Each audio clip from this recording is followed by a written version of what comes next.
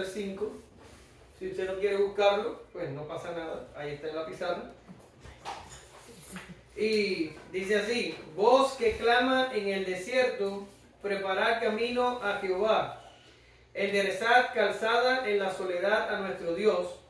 Todo valle sea alzado y bájese todo monte y collado, y lo torcido se enderece y lo áspero se allane. Y se manifestará la gloria de Jehová, y toda carne juntamente la verá, porque la boca de Jehová habla. Te damos gracias, Señor, te pedimos que tú bendigas a tu pueblo, que tú me ayudes, que me des fuerza, sabiduría, y que, Señor, esta palabra cambie nuestras vidas en el día de hoy. En el nombre de Jesús, amén. Gracias te damos, Señor. En la sección anterior aprendimos de una peculiar visita de Jesús al templo de Jerusalén cuando apenas tenía 12 años. Hablamos de lo difícil que debe haber sido para los doctores de la ley conversar con alguien como Jesús, algo de lo que tampoco escapaban los discípulos, y estuvimos viendo cuán difícil es a veces todas estas cosas de lidiar con la Biblia, con la santidad de Jesús y todo lo demás. También hicimos mención a el gran ejemplo de piedad que los padres de Jesús nos dieron, y cómo es importante que como padres de familia, a los padres que hay aquí de familia, nos encarguemos diligentemente de que la práctica de la piedad no sea solo de los hombres, como pasaba en los tiempos de Jesús, sino que también incluya a toda nuestra familia. Ya, en esta mañana vamos a cambiar un poco el tema, porque Lucas retoma la historia de Juan el Bautista. A propósito, les recuerdo, les aclaro, que en este estudio, cada vez que yo mencione la palabra Juan, me voy a estar refiriendo a Juan el Bautista. En ningún caso que yo hable de Juan, voy a estar hablando de Juan el apóstol, el discípulo de Jesús. ¿Lo ven ahí? Porque Juan el Bautista está largo de decir, yo voy a decir solo Juan, pero usted no se va a confundir, usted sabe que voy a estar hablando de Juan el Bautista. ¿Ya? Ahora, la última vez que Lucas mencionó a Juan el Bautista fue en Lucas 1:80, y decía así: y el niño crecía y se fortalecía en espíritu, y estuvo en lugares desiertos hasta el día de su manifestación a Israel. Hoy vamos a retomar la historia. Ahora, para que tengan en cuenta lo que estuvo pasando, han pasado desde ese día que Lucas escribió en 1:80, que el niño crecía y se fortalecía, estaba en el desierto, han pasado 30 años. Han pasado 30 años, y entonces ahora retoma la historia. Como Jesús, lo que pasó en esos 30 años de Juan el Bautista, Lucas lo resume con que el niño crecía y se fortalecía en espíritu. Se acabó. No hay que poner, como yo decía en el estudio pasado, no hay que poner más carne al taco. Ya tiene la que es necesaria. ¿Ya? Ahora, en la mañana de hoy vamos a estar viendo 3 puntos. Y no se emocionen, porque no vamos a terminar temprano. Lo primero que vamos a estar hablando es de la marca cronológica que hace Lucas del ministerio de Juan Bautista. Eso está en los primeros 2 versos. Vamos a estar viendo el bautismo de arrepentimiento en los versos del 3 al 6. Esto es todo el capítulo 3. Y vamos a estar viendo el escándalo de la predicación en los versos del 7 al 8. Ahora, vamos a lo primero. Desarrollo. Marca cronológica del ministerio de Juan Bautista, versos 1 y 2. En el año 15 del imperio de Tiberio César, siendo gobernador de Judea Poncio Pilato, y Herodes tetrarca de Galilea, y su hermano Felipe tetrarca de Iturea y de la provincia de Traconite, y Lisanias tetrarca de Abilinia, y siendo sumos sacerdotes Anás y Caifás, vino la palabra de Dios a Juan, hijo de Zacarías, en el desierto. ¿Okay? Lo leí yo porque sé que ella les iba a trabajar con todas esas palabras que están ahí: traconite, tetrarca y todo lo demás, ¿verdad? Ahora, ¿qué está pasando aquí? Bueno, aquí, increíble y magistralmente, Lucas explica no solo en el momento que empiezan a ocurrir estos acontecimientos, ya lo vimos en estudios anteriores, que una forma de los antiguos hablar de historia y de enmarcarla en un momento específico era mencionando algo que fuera de renombre, algo que se conociera públicamente, algo que tuviera cierta clase de valor cronológico para que los eventos que se estaban relatando correspondieran con eso. Y Lucas lo hace enseñando y explicando la estructura piramidal de gobierno en los tiempos que les tocó vivir a Juan el Bautista, Jesús y los discípulos y todos los demás. ¿Ya? Ahora, vamos a ver de qué se trata esta estructura piramidal. Usted sabe lo que es una pirámide. Bueno, ahí lo que tengo es un triángulo, pero usted imagínese que es una pirámide. ¿Ya? En la punta de la cúspide, arriba, el que más autoridad tenía, ¿quién era? Era el emperador de Roma. Y dice Lucas que este emperador era Tiberio César y que Tiberio estaba en su año 15, ¿ya? 15º. Ahora, yo los voy a mencionar primero y después les vamos a hablar un poquito de cada uno, aunque ya usted ha oído de esto anteriormente. Abajito estaba el procurador de Judea y este señor era Poncio Pilato, el que mandó a crucificar a Jesús. Debajo estaba el tetrarca de Galilea, que ya lo vimos en clases anteriores. Tetrarca de Galilea gobernaba en un territorio, y lo cogían en el territorio y lo partían tipo pastel en 4, y uno de esos era tetrarca Herodes Antipas. Y el sumo sacerdote en la base de la pirámide, que eran los que gobernaban sobre el templo y la religión, era Anás y Caifás. Ahorita voy a explicar un poquito sobre todo eso. Ahora, vámonos a irnos con Tiberio César. Ahora, Tiberio tenía una madre que inteligentemente se casó con Augusto. Y al casarse con Augusto, más adelantito tomó a Tiberio y lo casó con la hija de Augusto. Quiere decir, no le bastó el matrimonio con el emperador, lo casó al hijo, y algunos historiadores concuerdan de que lo hizo en contra de su voluntad. O sea, que el muchacho no se quería casar con ella. La muchacha se llamaba Julia y la casó con el hijo del emperador. Y ya después de todas estas ataduras familiares, el emperador terminó adoptando a Tiberio como hijo. Y por tanto Tiberio cayó, al ser adoptado le cayó la sucesión ahí en la mano. Y ya muerto Augusto, entonces Tiberio empezó su reinado. Aunque en realidad 2 años antes de eso, ya él gobernaba junto con Augusto. Ahora, este hombre, a pesar de que llegó a donde llegó por los manejos, vamos a decir, estratégicos de su madre, fue un gran general y fue una persona que hizo cosas importantes en Roma. No era un tonto caído de la nada. Sin embargo, la historia es larga, pero yo se la voy a resumir porque no viene al caso. Ya al final de su reinado, le pasaron algunas cosas como la muerte de un hijo que era su heredero y etcétera, que lo desalentaron un poco y se apartó de su gobierno y se fue a una isla y allí se aisló. Y hay algunos historiadores de la época que dicen que este hombre practicó en aquella isla toda clase de aberraciones. Yo sé cuáles son las aberraciones, pero no edifica hablar de esto. Ahora, fueron historiadores de la época los que hablaron estos, y hay algunos historiadores modernos que aceptan este testimonio, pero hay otros que dicen que no sucedió así, sino que lo hicieron por venganza, o sea, que difamaron el nombre de Tiberio aprovechando de que estaba aislado allí en aquella isla. Bien, ahora, ¿qué pasó en realidad? Pues no lo sabemos con certeza, pero así terminó el reinado de este señor. Ahora, el próximo personaje en la pirámide fue Poncio Pilato, que era el procurador de Judea.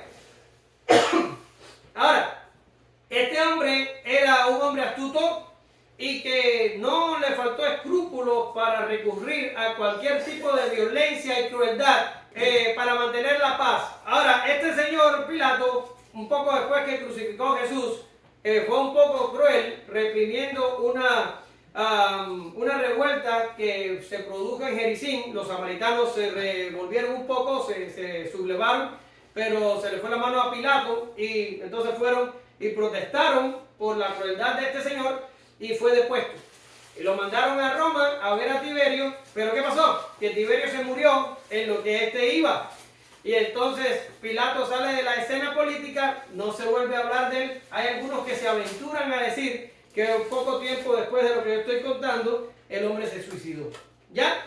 Ahora, el próximo que tenemos en la pirámide es Herodes. Pero ahora, ¿de qué Herodes estamos hablando? Ya hablamos de Herodes en las clases anteriores y vimos que no puede ser Herodes el Grande porque Herodes el Grande murió un poco después que Jesús nació. ¿Se acuerdan? Fue el que quiso buscar a Jesús para matarlo.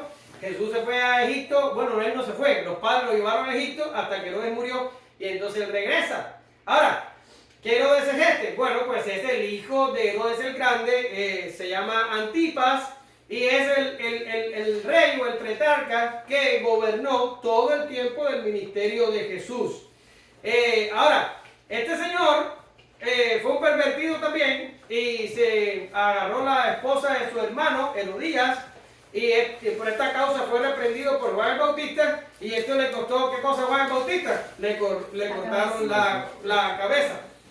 Ahora, cerca del año 37, no en el 37, pero cerca del año 37, o más o menos por ahí, Antipas, seguido e inducido por su esposa Herodías, formaron una intriga. Ya Tiberio no era el gobernador, era Calígula.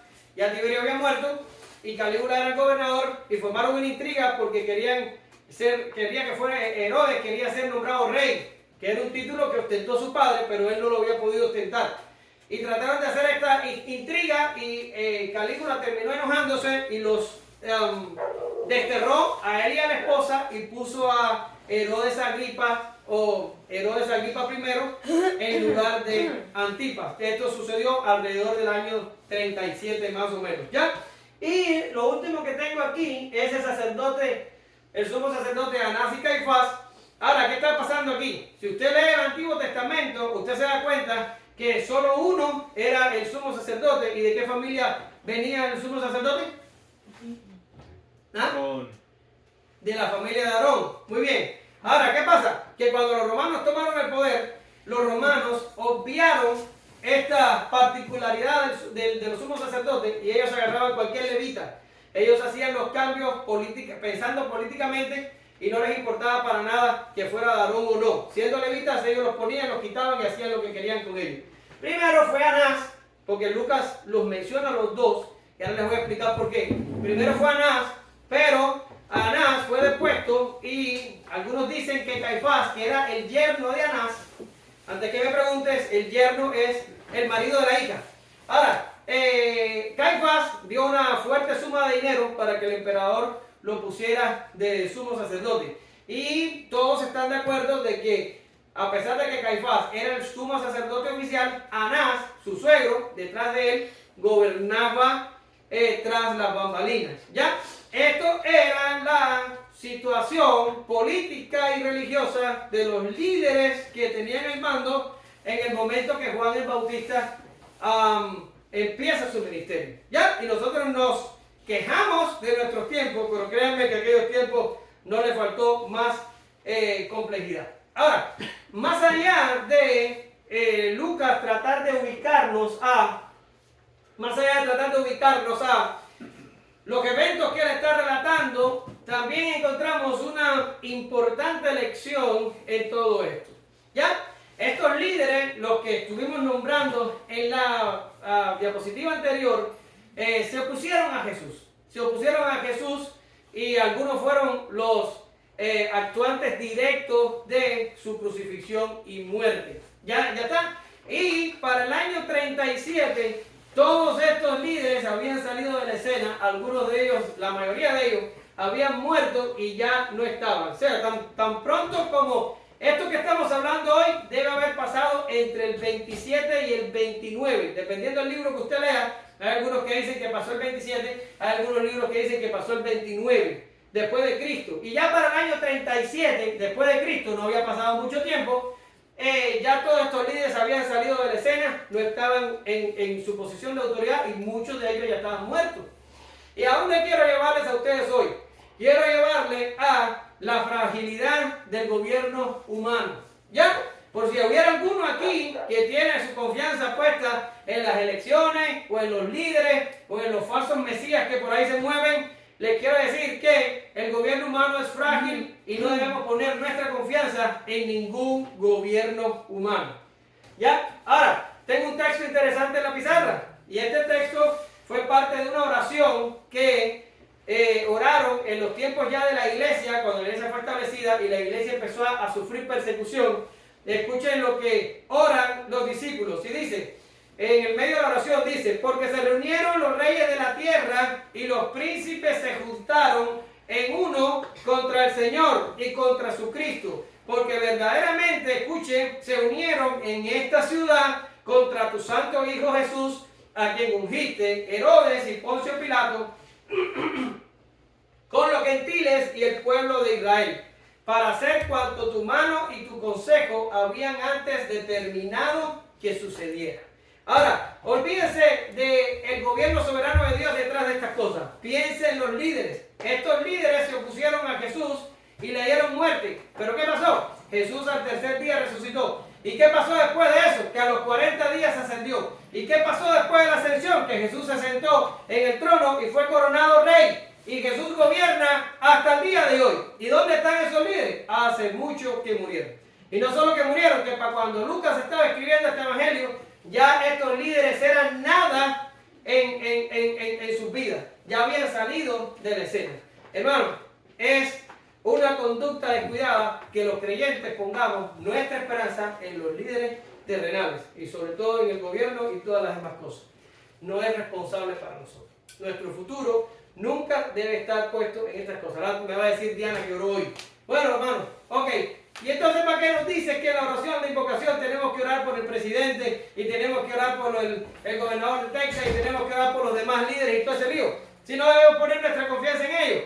¿Verdad? Sería una pregunta interesante. Ahora, ¿por qué oramos por ellos? Bueno, oramos por ellos porque es lo que la Biblia nos manda a hacer. La Biblia nos manda a orar por los gobernantes. Como le dijo Dios a Jeremías en un momento determinado. Ora por la paz y la prosperidad de la ciudad donde vas a ir. Porque en la medida que la ciudad prospere, tú también vas a prosperar. Y no se está refiriendo a dinero, se está refiriendo a paz. Ahora, ¿qué quiere decir? ¿Confiamos en el gobierno? No. ¿Ponemos nuestra esperanza en los gobernantes? Tampoco. Pero ¿qué si hacemos? Oramos para si en alguna manera Dios tiene misericordia, le toque la cabeza podrida y corrompida a todos estos líderes para ver si de alguna manera nosotros gozamos de cierta paz. ¿Lo ve así? Ahora, esto es todo con respecto a lo que estamos hablando de esta marca cronológica. Pero vamos a seguir adelante, ahí mismo. Vino la palabra de Dios a Juan, el hijo de Zacarías. Ahora, la palabra de Dios vino. Esto es una forma en la que nunca se refiere a Jesús. No se habla de Jesús así. Se habla de Juan el Bautista. Y es una forma peculiar de llamar a los profetas del Antiguo Testamento, ¿verdad? Si usted lee el Antiguo Testamento, vino la palabra de Dios a Elías, vino la palabra de Dios a Jeremías, vino la palabra de Dios a X profeta del Antiguo Testamento. Así mismo pasó con este hombre. ¿Por qué razón? Porque vamos a ver ahorita. Él es un profeta del Antiguo Testamento. Es el último profeta del Antiguo Testamento. Tú me vas a decir, espérame, ¿no estamos leyendo el Nuevo Testamento? Sí, pero la cronología o la parte del Antiguo Testamento se extiende hasta la cruz.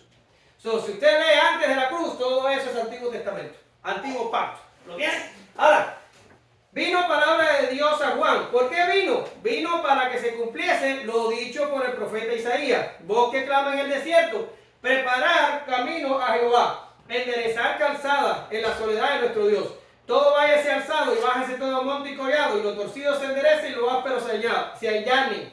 Y se manifestará la gloria de Jehová, y toda carne juntamente la verá, porque la boca de Jehová ha hablado. ¿Para qué vino Juan el Bautista, a la palabra de Dios Juan el Bautista? Para que se cumpliese lo dicho por el profeta Isaías. Pero no solo eso, vino también para que se cumplieran las palabras del ángel cuando se lo profetizó, o no se lo profetizó, cuando se lo anunció a Zacarías. Y le dijo el ángel a Zacarías: y hará que muchos de los hijos de Israel se conviertan al Señor, Dios de ellos, hablando de Juan el Bautista, e irá delante de él con el espíritu y poder de Elías para hacer volver los corazones de los padres a los hijos y de los rebeldes a la prudencia de los justos, para preparar al Señor un pueblo bien dispuesto. Lucas 1, 16, 17. ¿Y para qué vino la palabra de Dios a Juan el Bautista? Para cumplir con la profecía de Zacarías. El propio Zacarías, ya lo vimos, cuando recuperó la voz, primero alabó a Dios y después dio una profecía y dijo: y tú, niño, profeta del Altísimo, serás llamado, porque irás delante de la presencia del Señor para preparar sus caminos, para dar conocimiento de salvación a su pueblo, para perdón de sus pecados, por la entrañable misericordia de nuestro Dios con que nos visitó de lo alto de la aurora para dar luz a los que habitan en tinieblas y en sombra de muerte, para encaminar nuestros pies por el camino de paz. Lucas 1, 76, 79. Eso ya lo vimos. Es historia pasada. Ya lo vimos en clases anteriores. Ahora, vino la palabra de Dios a Juan el Bautista. ¿Qué significa? ¿Qué significa? Que este hombre era un profeta del Antiguo Testamento. No era un maestro de la ley, no era un intérprete de la ley, no era nada de esto. Su trabajo era, tenía un mensaje de Dios, dado de Dios a él, y él lo iba a transmitir al pueblo como hacían en el Antiguo Testamento. Como profeta que era, y como todos los que le precedieron, causaría el enojo de los poderosos y encontraría la muerte. El propio Jesús en Lucas 13:33 dice: y sin embargo es necesario que hoy y mañana y pasado mañana siga mi camino, porque no es posible que un profeta muera fuera de Jerusalén. Jesús sabía que los profetas, ¿dónde mueren? En Jerusalén. ¿Y quiénes los matan? Ellos mismos los matan, ¿verdad? Más adelante le hablaría de aquella historia del rey que primero envió trabajadores y a todos se los mataron, y después mandó al hijo, y al hijo también se los mataron, ¿verdad? Ahora, esto es lo que era Juan el Bautista. Era un profeta y venía con un mensaje. Ahorita vamos a hablar del mensaje. Vamos a hablar de qué era lo que tenía que decir Juan el Bautista. Ahora, ¿dónde estaba Juan el Bautista según el texto? Estaba en el desierto. Ahora, la Biblia no especifica por qué Juan tenía que estar en el desierto. Hay algunas personas que tienen ideas al respecto. La que más me gustó de todo lo que busqué es que dice que este hombre estuvo en el desierto porque al ser precursor de Elías, o sea, él vendría, según las palabras del ángel, en el espíritu y poder de Elías. ¿Dónde estuvo Elías la mayor parte de su vida? En el desierto. Entonces este hombre más o menos llevó el mismo ministerio que Elías, y por eso estuvo en el desierto. Ahora, es solo leer entre líneas, no sabemos verdaderamente por qué fue así. Ahora, también tenemos que aclarar que no se imagine el desierto como un área árida y sin vegetación y sin comida y sin nada. No necesariamente. Hay algunos que dicen que lo que la Biblia se refiere allí es que eran áreas no pobladas, que no se está refiriendo a la geografía del terreno, sino a que no había población allí en esas áreas donde ellos se encontraban. Más bien buscaban la soledad, buscaban estar solos. Ahora, voy a ponerles un poquito más de contexto a todo lo que está pasando ahora. ¿Por qué razón? Porque ¿quién fue el último profeta del Antiguo Testamento? ¿Quién fue? Juan. Malaquías, el último profeta del Antiguo Testamento. Sí, tiene razón, Juan el Bautista fue el último, pero digo, antes de Juan, ¿cuál fue el último? Malaquías. Malaquías fue el último. Y Malaquías vino con un mensaje poderoso y tenebroso para el pueblo, ¿ya? Y yo no puedo darles a ustedes demasiado información porque no me voy del tema, pero hago que el mensaje sea demasiado largo. Yo les pido, por favor, si ustedes pueden, cuando vayan a su casa en esta semana, vayan y lean Malaquías. Se lee en 20 minutos el libro completo. Ahora, aquí les puse más o menos un pequeño resumen, como dicen por ahí, a vuelo de pájaro, de lo que está pasando en Malaquías. Malaquías 1, el pueblo es reprendido por dar ofrendas defectuosas. ¿Qué significa? Se salían al campo y veían que un cordero había sido devorado por un tigre, y recogían lo que quedaba y decían: llévalo al templo y ofrécelo a Jehová. Y lo agarraban para los sacrificios. Y el profeta lo reprende y les dice: ustedes ni siquiera le dan eso al príncipe, traten de dárselo al príncipe a ver qué les dice. ¿Cómo van a venir a traérmelo a mí, que soy el rey de toda la tierra? Y Dios los amonesta por esta falsedad.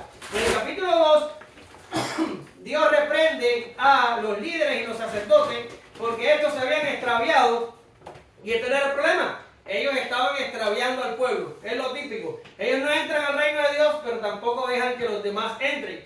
En el capítulo 3, el pueblo había dejado de dar los diezmos y las ofrendas que sustentaban la actividad en el santuario. Antes de que su mente empiece a volar, no estoy pidiéndoles dinero a ninguno de ustedes, estoy simplemente hablando de Malaquías. De hecho, el texto de Malaquías ni siquiera nos lo podemos aplicar a nosotros así directamente. Ahora, Malaquías 4 dice: Elías vendría antes que venga el juicio grande y terrible. Malaquías 4, del 5 al 6 dice: he aquí yo envío al profeta Elías antes que venga el día de Jehová, grande y terrible. Él hará volver el corazón de los hijos, de los padres hacia los hijos, el corazón de los hijos hacia los padres, no sea que yo venga y hiera la tierra con maldición. ¿Qué está pasando aquí? Aquí lo que está pasando es que el pueblo de Israel estaba practicando una religión externa. Si usted se paraba como un observador y miraba al pueblo así, ¿cómo usted lo veía? Nada, usted veía que el otro traía su sacrificio y lo ponía y subía el humo y todo y se iba y después venía el otro por allá y traía su sacrificio y lo ponía y los sacerdotes estaban ahí y también lo hacían y usted decía, mire, qué pueblo más religioso, qué pueblo más devoto, qué bien, ¿verdad? Se ven bien, eso es lo que usted vería. Pero Dios, que ve todo, sabía que se encontraba el animal en el campo despedazado por la fiera, o el animal enfermo, o el cojo, o el que tenía problemas. Ese era el que traían. El externo no sabía, pero Dios sí.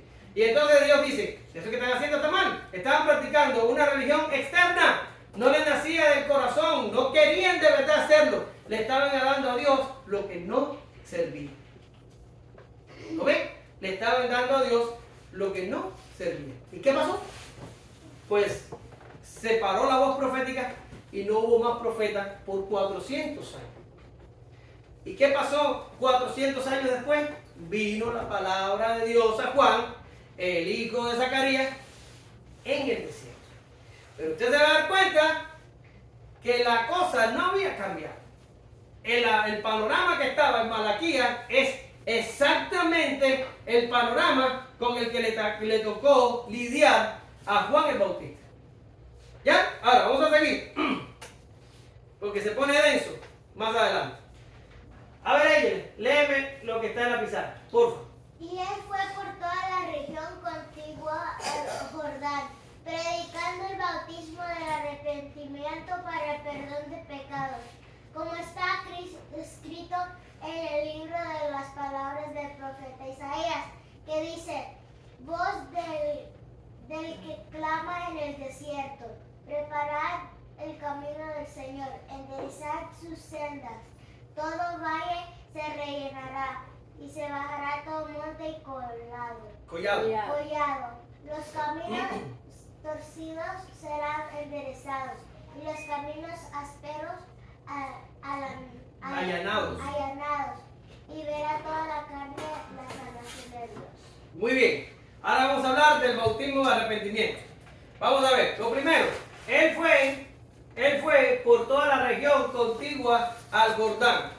Si usted lee Mateo y Marcos, ahí está Mateo 3:5, y salía a él Jerusalén y toda Judea y toda provincia alrededor del Jordán. Da la impresión que las personas iban hacia Juan el Bautista. Pero cuando ustedes leen Lucas dice que él fue por toda la región contigua al Jordán. ¿Qué está pasando aquí? Lucas lo está presentando como un predicador itinerante, quiere decir un predicador que iba de lugar en lugar por toda la orilla del Jordán. Y Mateo y Marcos están diciendo que la gente iba a él. Y entonces los comentaristas dicen, pues ¿con cuál idea nos quedamos? Y yo digo, con las dos. Porque ¿qué está pasando aquí? Este hombre se movía por el Jordán, ahorita vamos a ver por qué, pero no entraba a las ciudades. Él se mantenía circunscrito al Jordán. Se movía de un lado a otro, pero por el Jordán, por la cercanía del Jordán. Y la gente salía de las ciudades y lo veía. ¿Y por qué Juan el Bautista hacía esto? Porque el ministerio de Juan el Bautista requería bautizar a las personas que aceptaban su mensaje.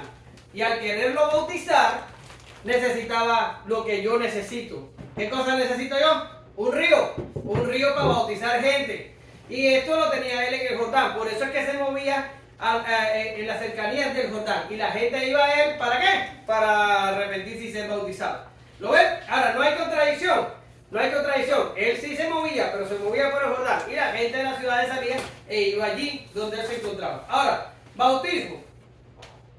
Antes de ir mucho más para adelante con este libro del bautismo, les voy a decir, nosotros no somos bautistas por Juan el Bautista.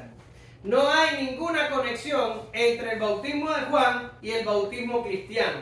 Escuche, lo voy a volver a repetir, no hay conexión.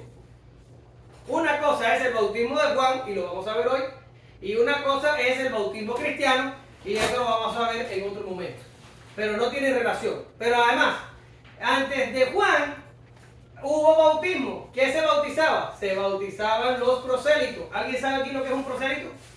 Los seguidores, los pupilos, Los prosélitos eran los judíos, eran gentiles que se convertían al judaísmo. Entonces, estas personas eran bautizados y después los hombres los circuncidaban y las mujeres las mujeres no tienen nada que circuncidar.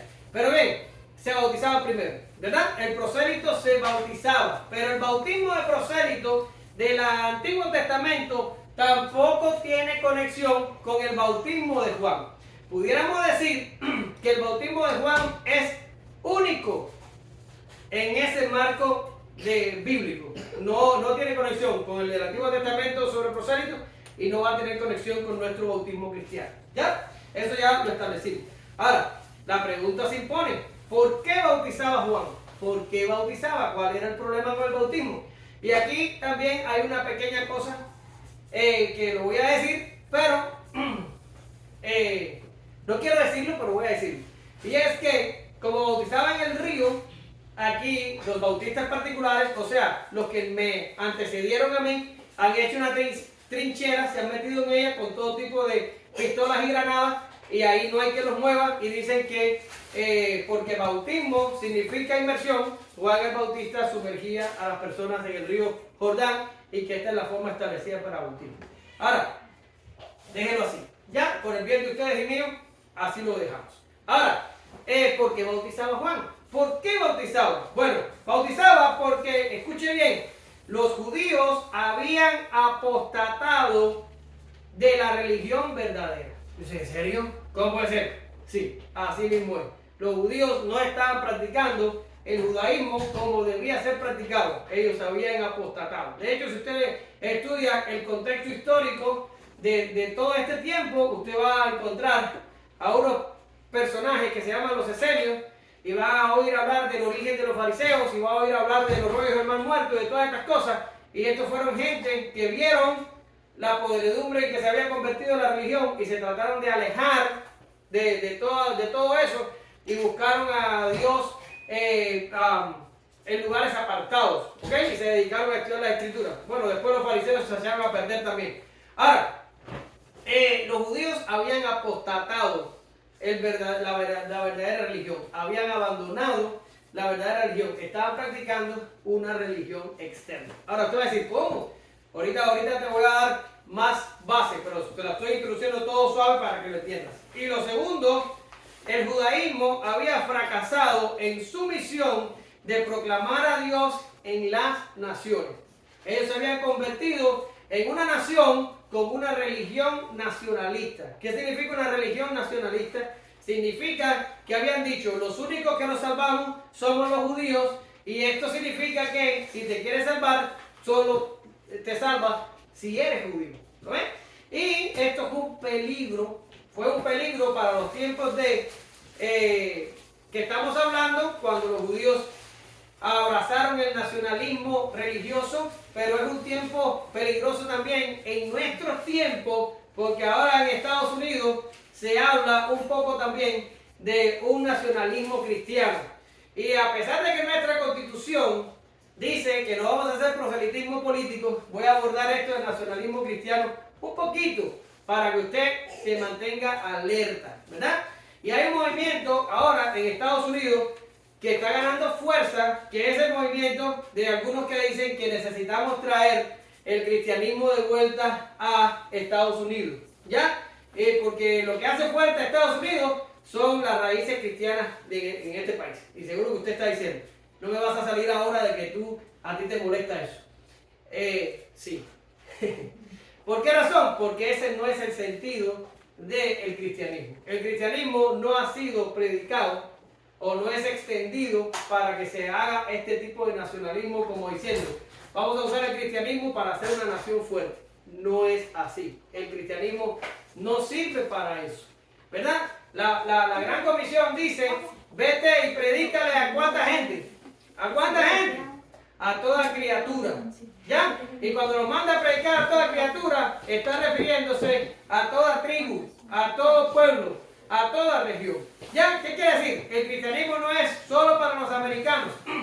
El cristianismo es para los mexicanos, para los peruanos, para los italianos, para los alemanes, para los rusos, para los chinos, para los norcoreanos, para los cubanos y para todos. No importa quién sea ni la condición que esté en el corazón. El evangelio es predicado a toda criatura. ¿Lo entiende así?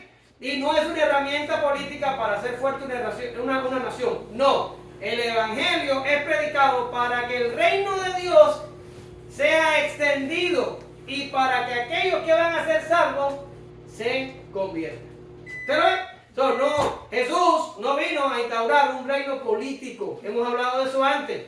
Y si Jesús mismo, que es la cabeza de la iglesia, no instauró un reino político, no nos toca a nosotros mezclarnos con la política a tratar de convertir el cristianismo en un arma política. Es antibíblico el nacionalismo cristiano. ¿Ya? Si todavía tiene más dudas, se puede acercar a mí y hablamos más sobre el tema. Ahora, Juan preparaba a Israel para el Mesías. Para ellos, escuche bien, era la última oportunidad antes del juicio. Como sucedió en los tiempos de Malaquías, algunos se arrepentirían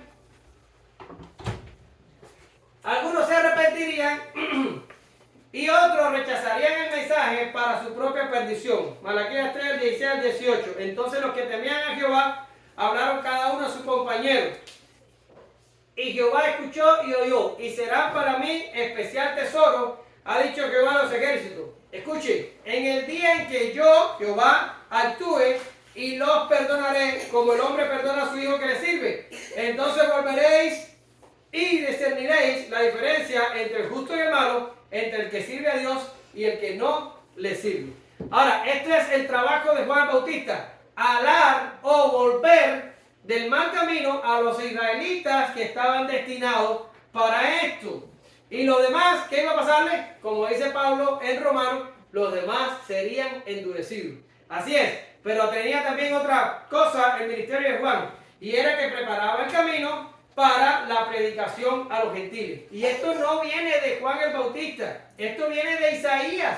Si usted lee el texto que leímos al principio, el texto de oro, al principio de la clase, y usted se da cuenta que habla de que el valle será rellenado, que el monte se bajará, que los caminos torcidos serán enderezados, que los ásperos serán allanados. ¿Qué está significando esto? Que todas las barreras físicas que habían sido establecidas por la dureza de Israel, Dios las iba a quitar y por fin el evangelio se iba a extender más allá de la nación judía e iba a alcanzar también al pueblo gentil. Por tanto, ¿qué está diciendo Juan Bautista? Juan Bautista está diciendo, esto es para los judíos que han de arrepentirse, pero también es para los gentiles que también se van a arrepentir, y los dos van a ser el pueblo que va a esperar atento al Mesías.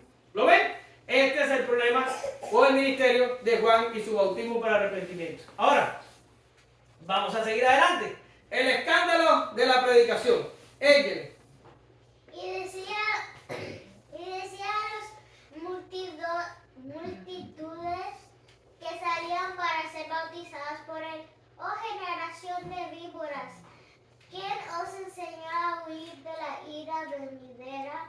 Haced pues frutos dignos de arrepentimiento, y no comencéis a decir dentro de vosotros mismos: tenemos a Abraham por padre, porque os digo que Dios puede montar hijos a Abraham aún de estas piedras.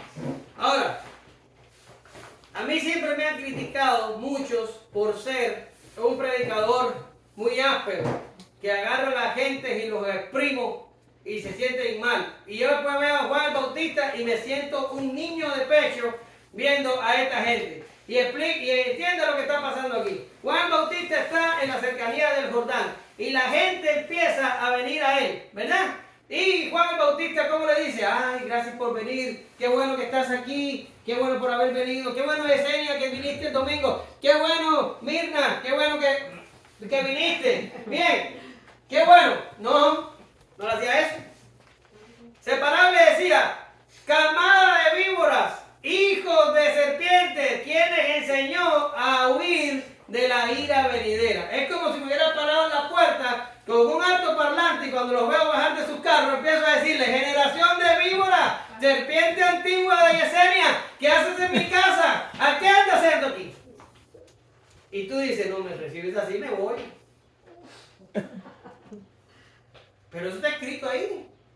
Y lo hizo Juan Bautista.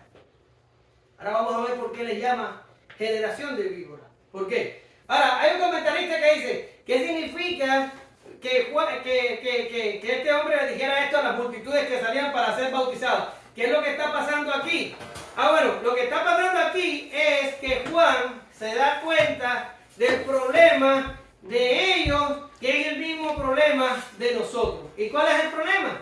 Que estaban viendo el bautismo de Juan como una obra para obtener el arrepentimiento. Estaban volviendo a practicar, estaban dejando una religión externa para agarrar otra religión externa, ¿verdad? Le estaban diciendo, ¿qué es lo que hay que hacer para entrar al reino? Bautizarse, pues vamos para allá todos a bautizarnos. Igual el Bautista dice, ¡para! Generación de víboras. No es así, yo les estoy predicando arrepentimiento. Y los que deben ser bautizados son los que han experimentado el arrepentimiento. No es una religión externa.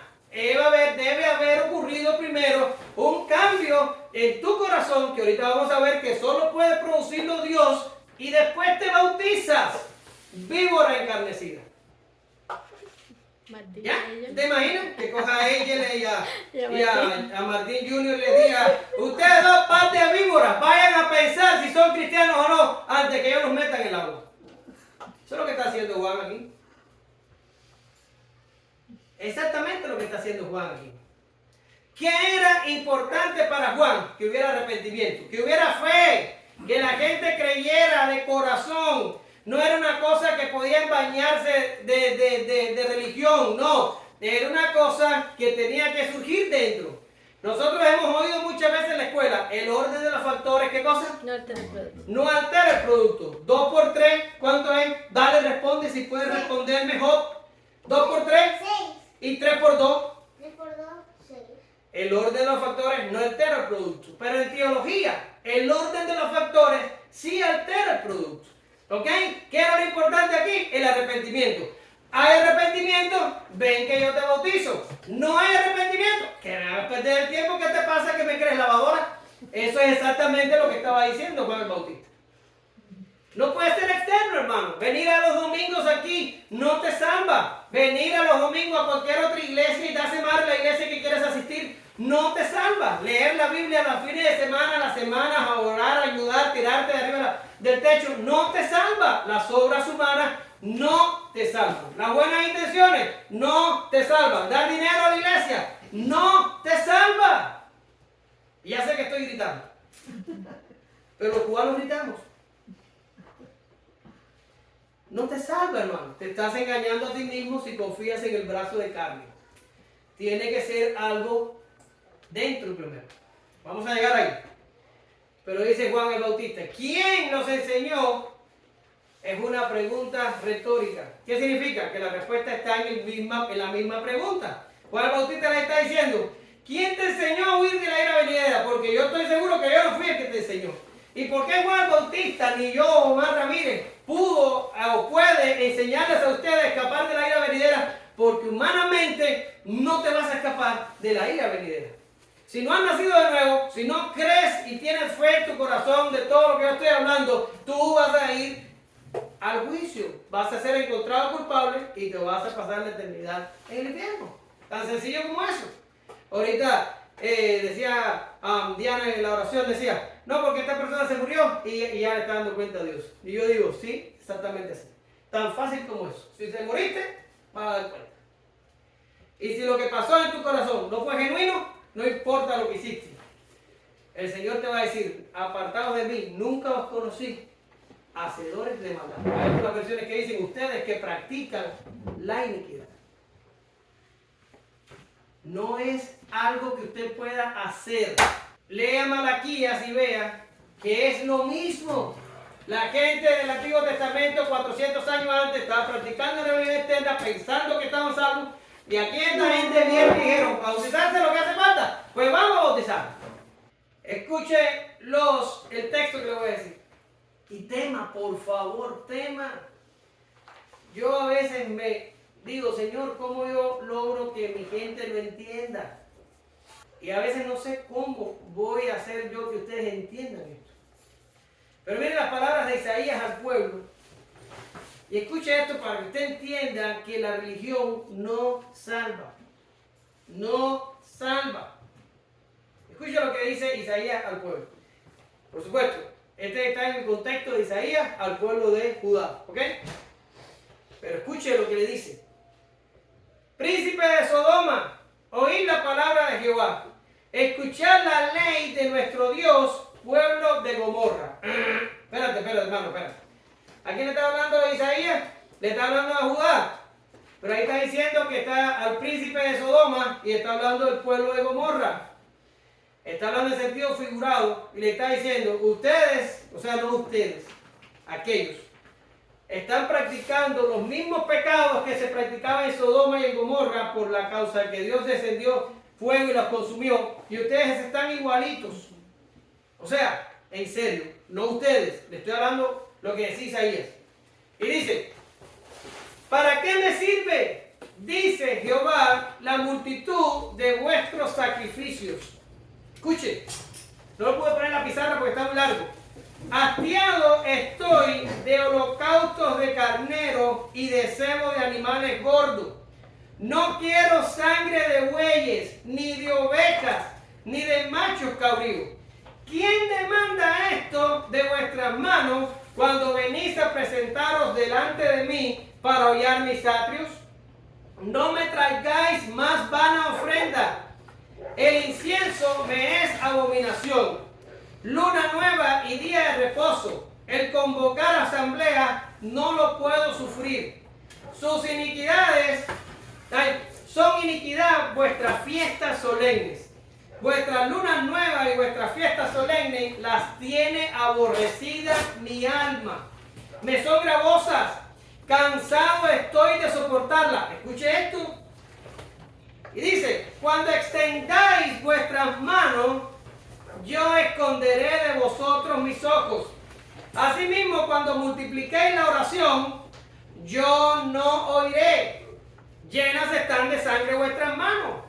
Y entonces Jehová le dice, lavaos y limpiaos. Es exactamente lo que estaba haciendo Juan el Bautista.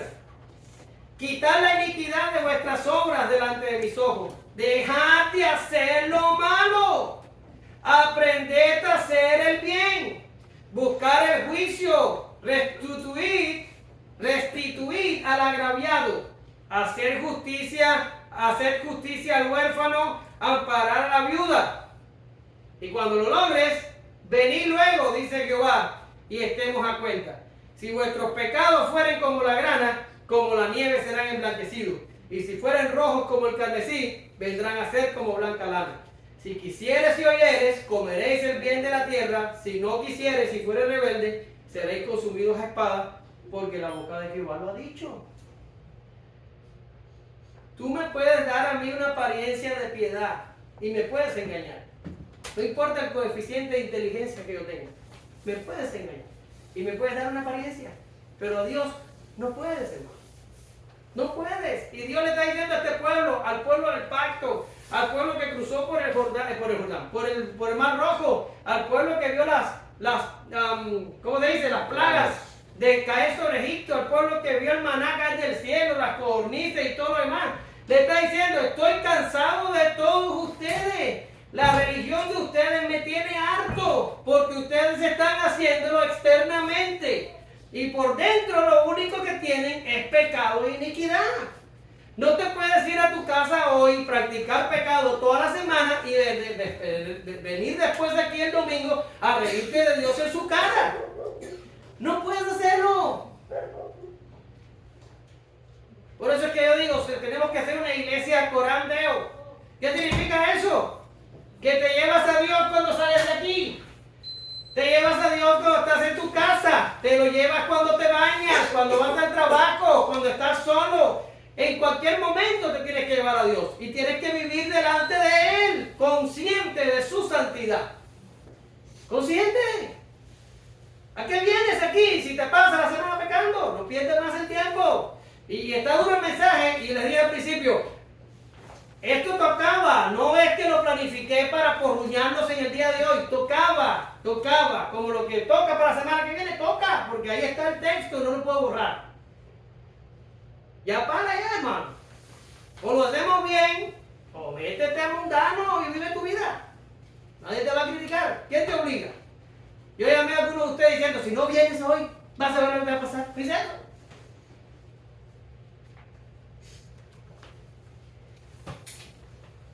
Juan el Bautista le decía a esta gente, muestren frutos dignos de arrepentimiento. Frutos dignos de arrepentimiento. De nuevo, no son los frutos los que salvan. Son los frutos los que dicen que ha ocurrido un arrepentimiento. Y la pregunta se impone, ¿qué es el arrepentimiento? ¿Qué frutos producen? ¿Cuál es la importancia de los frutos? Tenemos que hablar un momentico de arrepentimiento. ¿Cuánto llevo yo aquí? ¿Mira el video? 56 minutos. Estoy bien. En media hora acabo. ¿Qué es el arrepentimiento? ¿Alguien sabe? A ver. Cambio de mente. Si caminaba para allá, ahora caminar para el otro lado. Si no me das una respuesta que me complace, me voy a enojar mucho. A ver. Es como arrepentimiento, como cuando tú me castigas, es como, yo siento en mi corazón que eso fue un mal error. Que eso fue un mal error. Ok, anda por ahí. Anda por ahí. Te salvaste. Metanoia, un cambio de mente, pero esa es la parte técnica de la cosa. Yo te voy a decir a ti lo que es arrepentimiento. Mira, hay algunos teólogos que dicen que el arrepentimiento es la regeneración de la parte consciente del pecador. Te la voy a explicar fácil.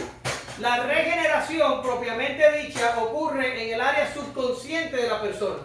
Es cuando el Espíritu Santo, Dios, viene en el área tuya inconsciente, dicen los teólogos que Dios cambia la disposición regente de tu alma e implanta el principio de la nueva vida. Por eso es que lo llamamos nuevo nacimiento.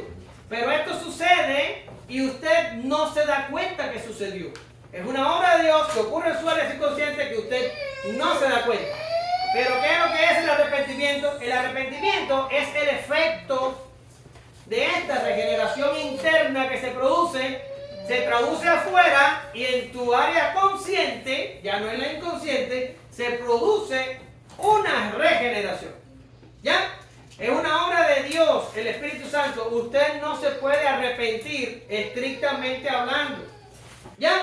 Implica fe. Quiere decir, la fe tiene que existir en el momento del arrepentimiento. Si no, no funciona. Pero una vez que el arrepentimiento se ha producido, demuestra que hay fe precedente. ¿Lo entiendes?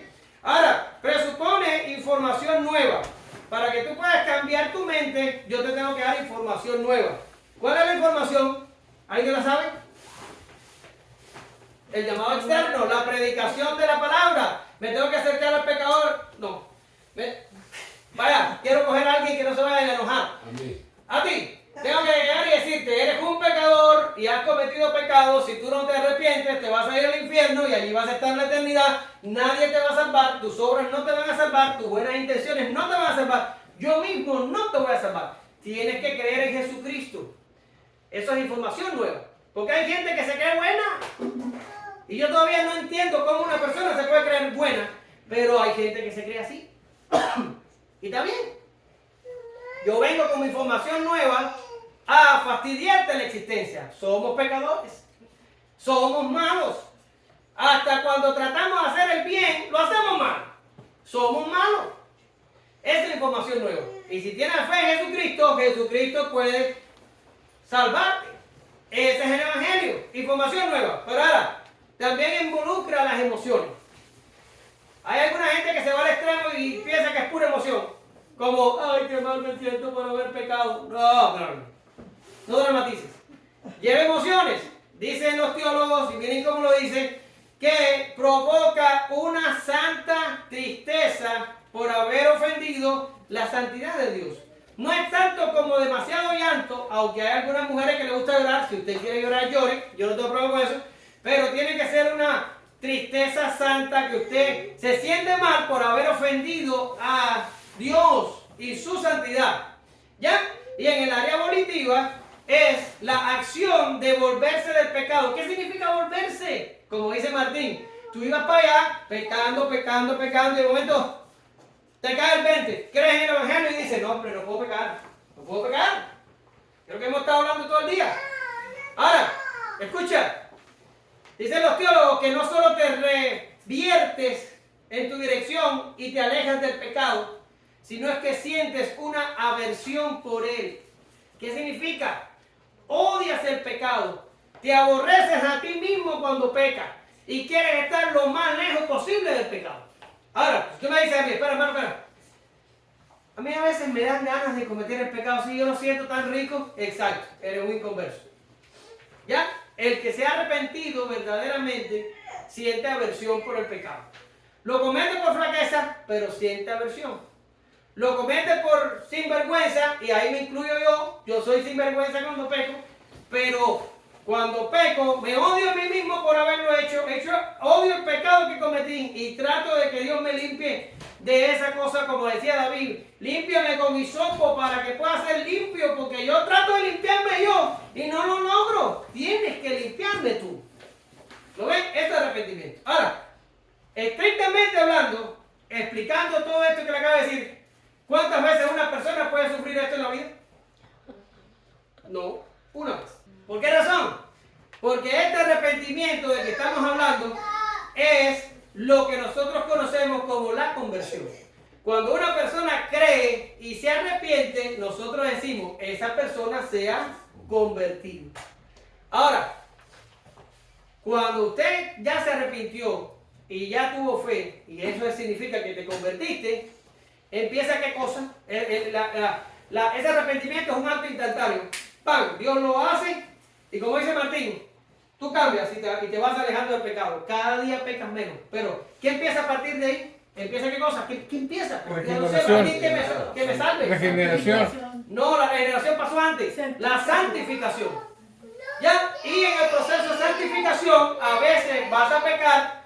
¿Y qué es lo que vas a decir? Te vas a confesar tus pecados, vas a buscar hacer las paces con Dios y vas a seguir para adelante. Pero el arrepentimiento que ocurrió en tu conversión, eso ocurre de una vez y completo. Aunque tengo que admitir que hay algunos teólogos que hablan de un carácter progresivo ahí, pero esto no tiene sentido. Eso es santificación. Es lo que pasa en el proceso de santificación. Ahora, ¿cuál Bautista está diciendo?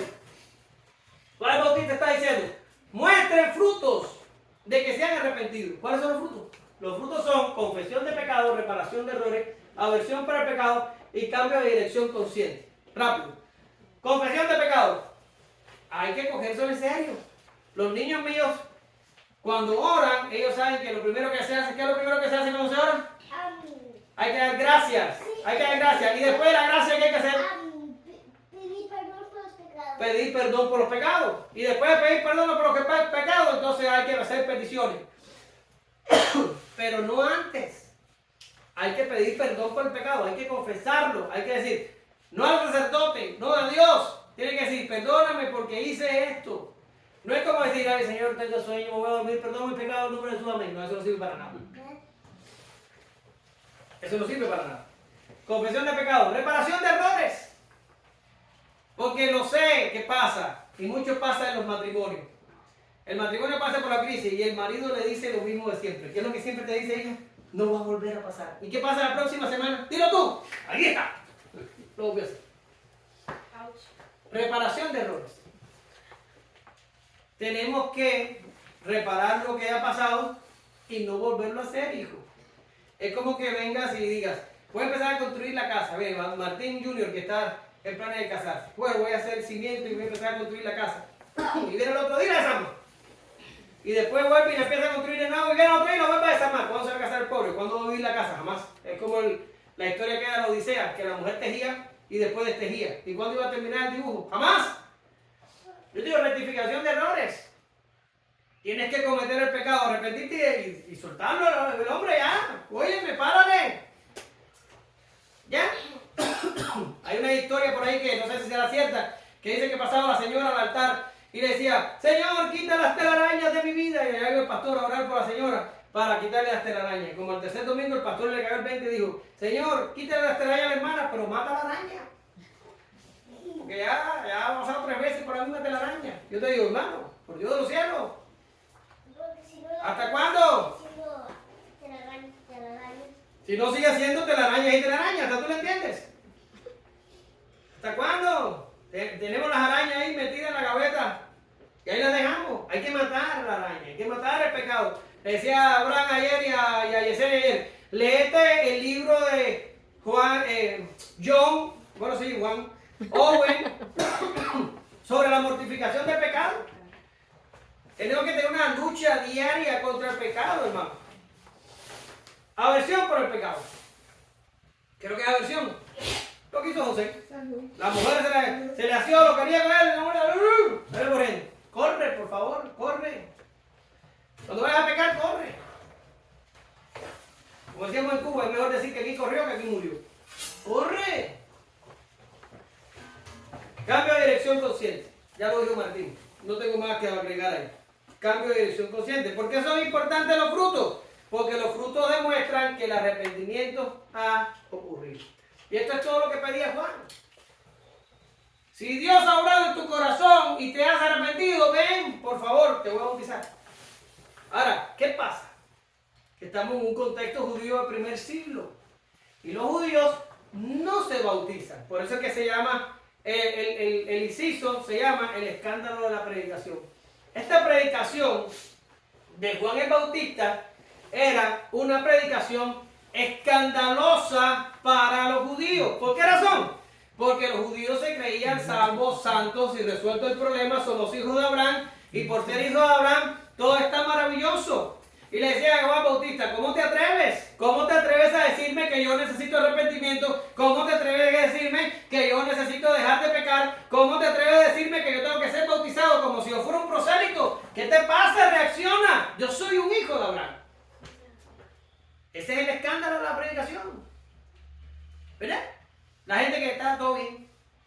Y una señora en mi trabajo que cada vez que la saludo me dice, aquí se bendecida.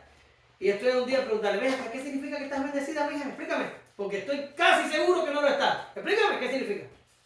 Pero tengo miedo que después me haga un gripe por, ¿sabe Dios qué? Pero ya me tiene harto con lo de la que está bendecida. Yo soy hijo de Abraham. Y viene y le dice, Juan, no me vengas a decir más que eres hijo de Abraham. Porque Dios puede hacer hijo de Abraham de estas piedras. Ahora, ¿qué está pasando aquí? ¿Qué está pasando aquí? Que Juan les está diciendo a los judíos lo que ellos deberían haber sabido. ¿Se acuerdan de Jesús en la casa pasada cuando le dijo a los padres? ¿No sabías? Porque nadie va a poder pararse en el trono de Dios y decir, ay Señor, no, yo no sabía. No, tú sí sabías. Tú sí sabías. ¿Ves? Estaba hablando de una persona ayer, no voy a decir de quién, no voy a decir que después Yesenia se enoje. Pero Yesenia dice, nunca nadie le predicó el evangelio. Ok, nunca nadie le predicó, pero sabía. Porque aún en su conciencia está la ley escrita y cuando llegue al trono va a tener que responder por la revelación que tuvo en la conciencia. No te vas a escapar. Todo el mundo sabe que pecar es malo. Todo el mundo sabe que hacer lo malo es malo. En el día del tribunal no vas a poder decir, yo soy hijo de Abraham, yo iba a la iglesia de Omar, allá, ¿te acuerdas? Allá en McAllen. No, no vale eso. No vale. No vale.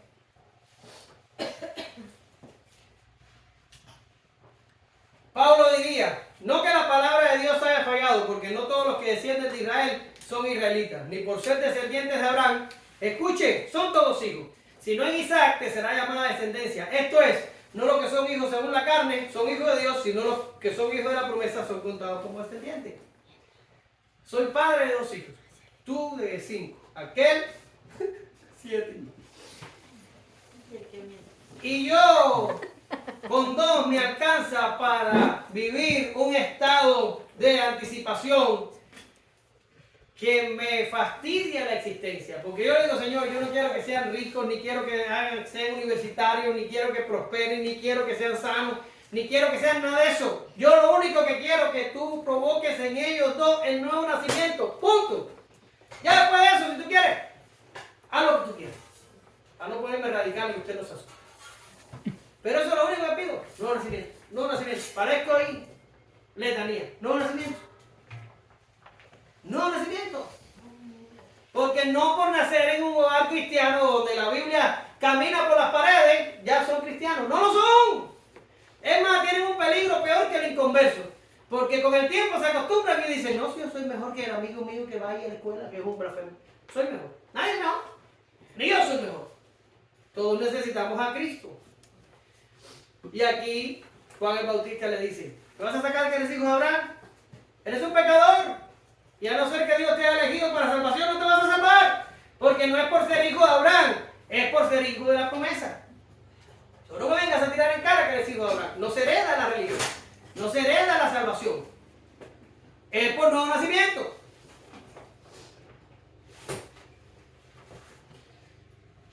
No practiquemos, amados, una religión pensando que escaparemos de la ira. No será así. Clamemos a Dios y busquemos la verdadera conversión. Y si ya somos hijos, temamos. Pues nuestro Dios es muy santo y justo. Y no vamos a ir lejos si nos engañamos a nosotros mismos y practicamos la injusticia bajo la fachada de la religión. Ese fue el centro de la predicación del Bautista. E ignorar su mensaje costó a los judíos que el juicio se derramara en el año 70, cuando Tito destruyó la ciudad de Jerusalén y el templo y puso fin para siempre al judaísmo.